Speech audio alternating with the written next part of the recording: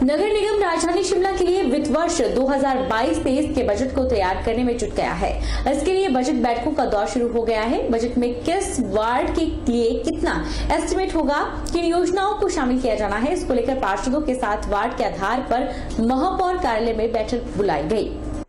नगर निगम राजधानी शिमला के लिए वित्त वर्ष 2022-23 के बजट को तैयार करने में जुट गया है। इसको लेकर पार्षदों के साथ वार्ड के आधार पर सोमवार को महापौर कार्यालय में बैठक बुलाई गई। बैठक में बजट को लेकर पार्षदों से प्राथमिकताएं लेने के अलावा शहर के विकास के लिए सुझाव भी लिए गए। बैठकों में पिछले प्रस्तावों को रिव्यू भी किया गया। पिछले बजट को प्रशासन कितना जमीन पर उतार पाया है, साथ ही निगम के आय के संसाधनों को बढ़ाने के लिए चर्चा की गई। पार्षदों ने शहर में पार्क बनाने के साथ ही शहर सड़कों को चौड़ा करने और नगर निगम की आय बढ़ाने को लेकर अपने सुझाव दिए। पार्षदों ने कहा कि बजट को लेकर नगर निगम द्वारा प्राथमिकताएं और सुझाव लिए गए हैं और जिसमें वार्ड में एम्बुलेंस सड़क बनने और सीवरेज लाइन बिछाने के साथ पार्किंग बनाने की प्राथमिकता दी गई है। मैंने दो चीजें मेन मुख्य तौर से अपने यहाँ पे दी है। जो हमारा ओक ओवर पार्क बना है वहां पर एक कैफे कम बुजुर्गों को बैठने की जगह, क्योंकि वो एक सेकंड फेज में 1.70 करोड़ उसके लिए सैंक्शन हुआ। दूसरा मैंने एक वॉकिंग ट्रेल, क्योंकि आप देखेंगे कि हमारा जो चार्म शिमला का है वो ग्रीनरी है, इसको बरकरार रखना हमारा फर्ज भी है और रिस्पॉन्सिबिलिटी भी है। तो मैंने एक पेडेस्ट्रियन पाथ बीच स्टॉप से फॉरेस्ट के होते सर्कुलर रोड, यानी कि 2 किलोमीटर का एक सर्कुलर लूप बनेगा, जो सिर्फ जिसमें ना पेड़ काटा जाएगा ना ही कोई डैमेज किया जाएगा। इस तरह के प्रपोजल्स रखे हैं।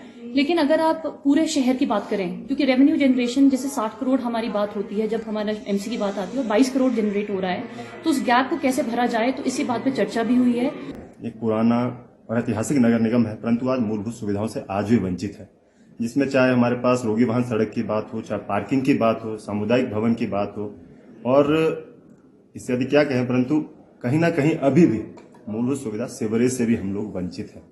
बहुत ही दुर्भाग्यपूर्ण व्यवस्था है। हर वर्ष की भांति वर्तमान में बजट प्राथमिकताएं मांगी गई है और उम्मीद करते हैं कि शायद इस बार उनको फिर शामिल किया जाएगा और कहीं ना कहीं उस पर अमल किया जाएगा। तो आपको भी पता है कि बजट तो ओवरऑल पूरे शहर का बनता है, वार्ड वाइज तो बजट आता नहीं है। तो हमने भी पूरे सुझाव दे दिए कि अभी जो रिक्वायरमेंट किस चीज की ज्यादा है। तो जैसे अब आप सबको भी पता है कि शिमला में ट्रैफिक की कितनी प्रॉब्लम होती है, तो जैसे हमारा सर्कुलर रोड तो चौड़ा हो ही रहा है, तो हमने यही सजेशन दिया है कि वार्ड्स में भी जो रोड्स हैं वो चौड़े होने चाहिए और मैक्सिमम जहाँ पे भी जगह आइडेंटिफाई की जाए और मैक्सिमम पार्किंग का प्रोविजन जो है वो रखा जाए बजट में। उधर नगर निगम की महापौर सत्या कौंडल ने कहा कि नगर निगम फरवरी महीने के अंतिम सप्ताह तक अपना बजट पेश करने जा रहा है और बजट को लेकर आम लोगों और पार्षदों से सुझाव प्राथमिकता ली जा रही है। शहर के सभी वार्डों में एक समान विकास कार्य किए जा सके, इस बार बजट में शामिल किया जाएगा। 2022-23 का बजट जो है फरवरी के 3rd वीक तक जो है किया जाएगा। इसमें नगर निगम के जितने पार्षद है हमारे 34 इलेक्टेड है और 5 हमारे नॉमिनेटेड, हम सब पार्षद जनों की जो इसमें राय ले रहे हैं। जैसे आपने देखा होगा अभी भी हमारे बहुत सारे पार्षद हैं, इन्होंने अपनी राय दी है और क्या क्या बजट में होना चाहिए और किस तरह से हम शिमला शहर को स्मार्ट बना सकते हैं। इसके बाद जो हमारे शिमला शहर की जो जनता है, जैसे कि हर बार हम उनसे सुझाव लेते हैं कि हम शिमला शहर के लिए क्या अच्छे से अच्छे कार्य कर सकते हैं और कैसे हम शिमला शहर को स्मार्ट बना सकते हैं। इसके लिए हम पूरे शिमला शहर की जनता का भी हम सुझाव ले रहे हैं और बहुत जल्दी जो है बजट हम नगर निगम का पेश करेंगे।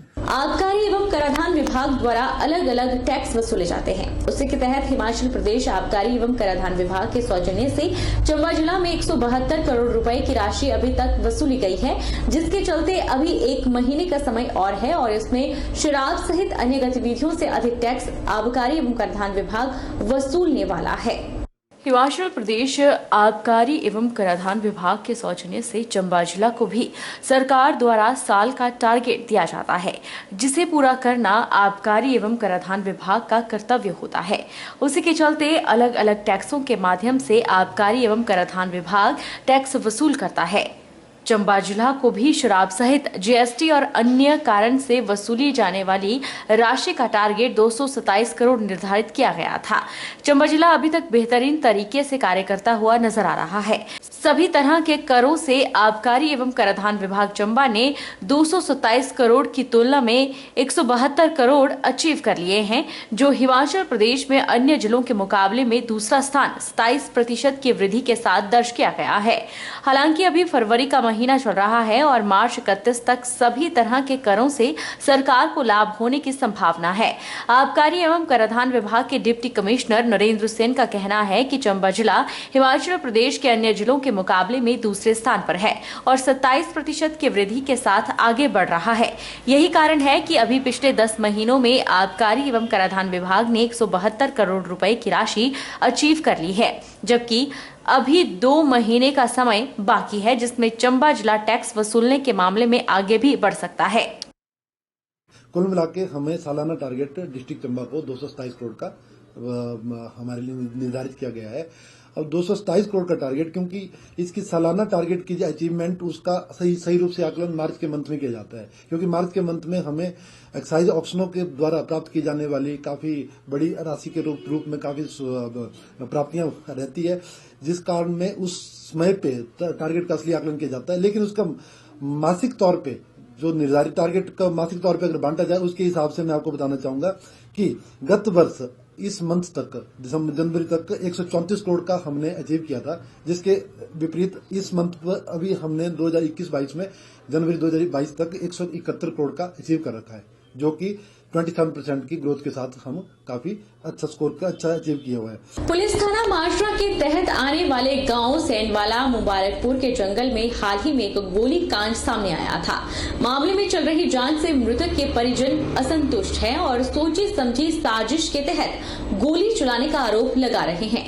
इस मामले में आज एक शिकायत परिजनों ने एसपी सिरमौर को सौंपी है। 25 जनवरी को नाहन के गांव सेंडवाला मुबारकपुर के जंगल में कुछ लोग शिकार खेलने गए थे।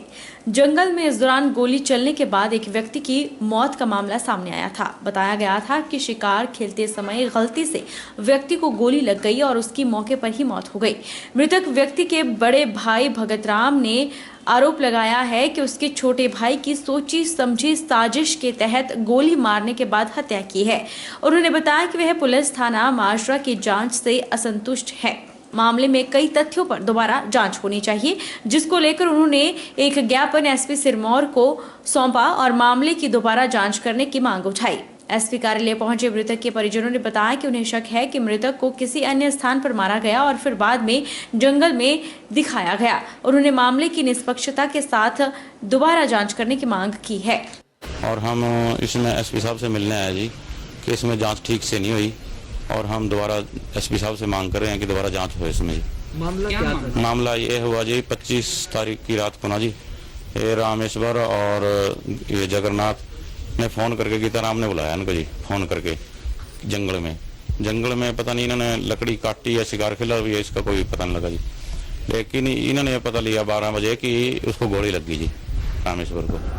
तो गोली लग गई जी। जिस टाइम हम मौके पे पहुंचे तो गीताराम को पुलिस की गाड़ी तो लेगी, लेकिन रामेश्वर को वहीं छोड़ गई झाड़ियों में।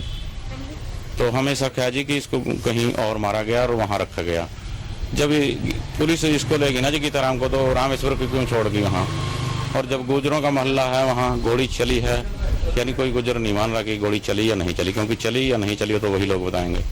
इसमें लियाकत अली गवाह बना रखा है जी, जिन्होंने FR लॉज कराई है, तो वो कह रहा जी गोली नहीं चली है, चीखें सुनी है। FR में भी लिखा हुआ जी, FR में अल्टो का भी जिक्र है जी। अगर अल्टो आई वहाँ तो पुलिस ने मान लो आसपास के कैमरे भी नहीं खंगाले जी। और बंदूक चली, किस गोली से चली, किससे बंदूक चली, कुछ नहीं भी जांच हुई जी। बंदूक कहाँ से बरामद हुई, मौके से या कहीं और से, इसमें बहुत विषय हैं जी जो जांच के हैं जिसमें। प्रदेश के प्रसिद्ध शक्तिपीठ जल्द ही आयुर्वेदिक पद्धति से तैयार धूप और अगरबत्ती से महकेंगे। मंडी जिला के जोगिंद्रनगर में मुख्यमंत्री स्टार्टअप योजना के तहत बैजनाथ निवासी कंप्यूटर इंजीनियर चंद्र दीक्षित ने इस पर शोध भी शुरू कर दिए हैं। प्राकृतिक तरीके से तैयार होने वाले इन धूप सामग्री से न केवल लोगों को स्वास्थ्य की दृष्टि से इसका सीधा लाभ मिलेगा, बल्कि पर्यावरण भी प्रदूषित होने से बच पाएगा। हिमाचल प्रदेश के प्रसिद्ध शक्तिपीठ जल्द ही आयुर्वेदिक पद्धति से तैयार धूप और अगरबत्ती से महकेंगे। प्रदेश भर के शक्तिपीठ ज्वालाजी, चामुंडा, ब्रजेश्वरी और शिव मंदिर बैजनाथ के अलावा जिला बिलासपुर के शक्तिपीठ नैना देवी में भी पूजा अर्चना के लिए इसका इस्तेमाल होगा। बड़ी बात यह है कि इस प्रोजेक्ट के सिरे चढ़ जाने पर कई बेरोजगारों को रोजगार भी मिलेगा। भारत सरकार के आयुष विभाग के जोगिंद्रनगर स्थित भारतीय चिकित्सा पद्धति अनुसंधान संस्थान में स्थापित इंक्यूबेशन केंद्र में इस प्रोजेक्ट को आगे बढ़ाने का जिम्मा उठाया है।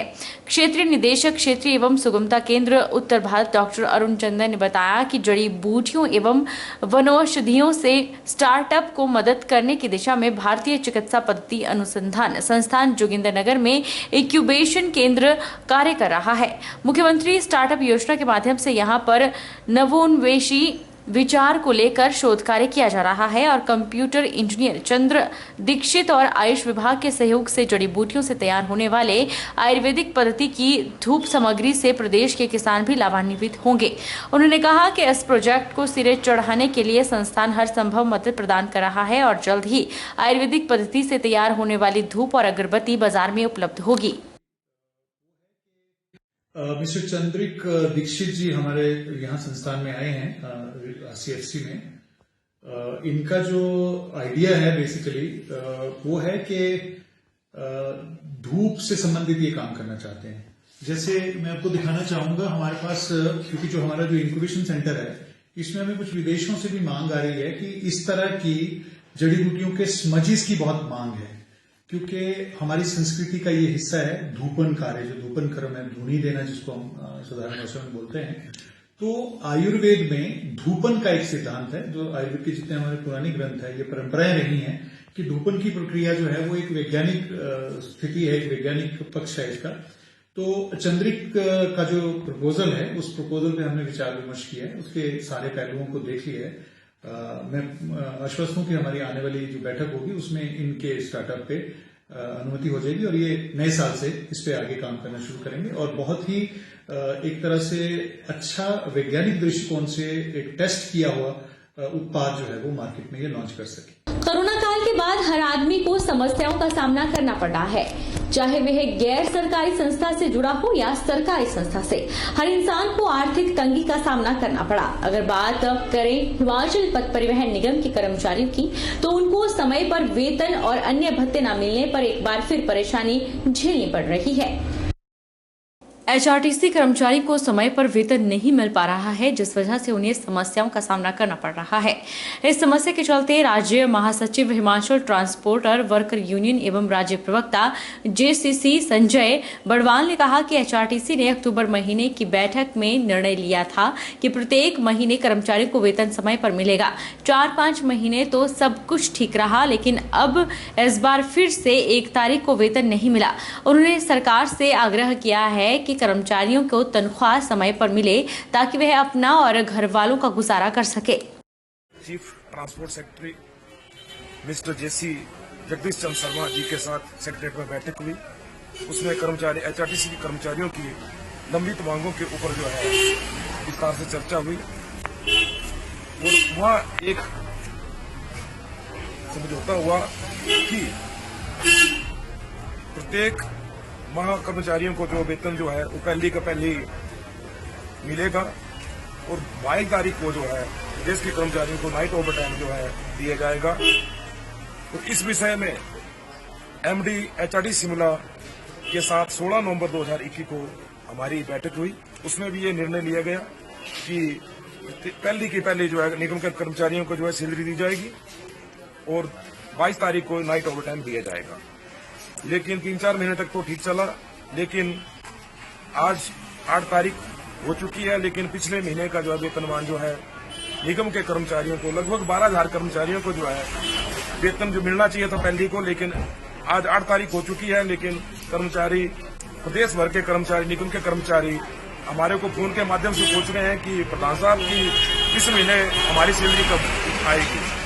तो हमारे निगम प्रबंधन से और सरकार से निवेदन है कि कर्मचारियों की सैलरी समय पे दिए जाए, ताकि जो कर्मचारी लगभग निगम को सभी कर्मचारी जो है अपने सैलरी के ऊपर निर्भर होते हैं, वो अपने परिवार का पालन पोषण सही ढंग से कर सके। प्रदेश उपाध्यक्ष और प्रवक्ता जेके मेहता ने कहा कि प्रदेश अध्यक्ष हरदीप बाबा के नेतृत्व में इंटक मजबूत हुई है।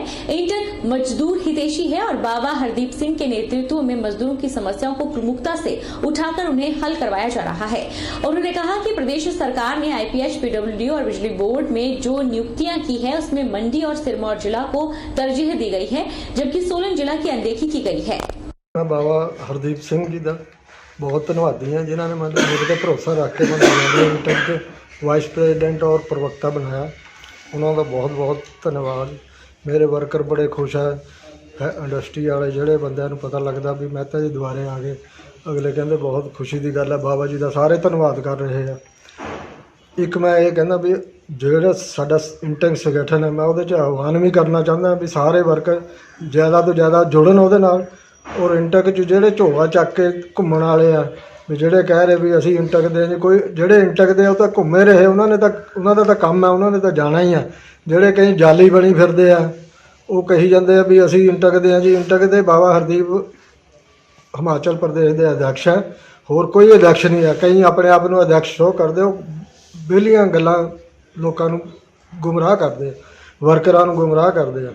वक्त तो चला है छोटे से ब्रेक का। ब्रेक के इस बार फौरन लौटेंगे, आप बने रहिए हमारे साथ।